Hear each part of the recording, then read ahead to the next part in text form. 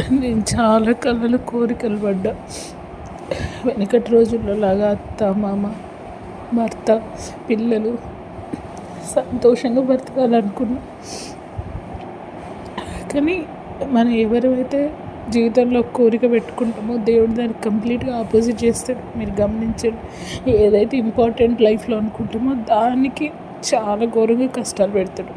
నేను ఎప్పుడు పెళ్లి మేటర్లోనే కలలు కనేదాన్ని.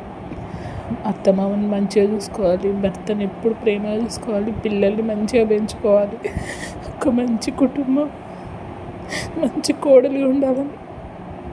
కానీ ఎంత భయంకరమైన కష్టాలు పెడుతున్నాడంటే దేవుడు, ఆ బంధం నుంచి బయటికి రా అని ఫోర్స్ చేస్తున్నట్టే ఉంది నన్ను దేవుడు.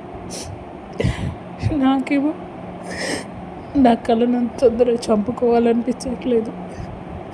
మంచి కుటుంబం ఉండాలి, నా బిడ్డకు మంచిగా నాయనమ్మ తాతయ్య తండ్రి అన్ని ప్రేమలు కావాలనిపిస్తుంది. కానీ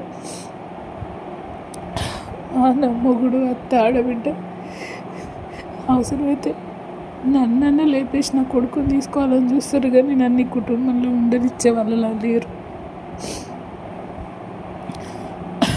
నాకు ఎందుకు అనిపిస్తుంది, నేను డైవర్స్ ఇవ్వకుండా నేను మార్చుకోగలుగుతా అని ఎదురు చూసి ప్రతి ఎదురు చూపు వీళ్ళు మెల్లగా నా కొడుకుకి నా మీద కూడా ఎన్నో లేని చెప్పి దగ్గర చేసుకొని నన్ను ఒక్కదాన్నే బయటికి గెంటేస్తారని అనిపిస్తుంది.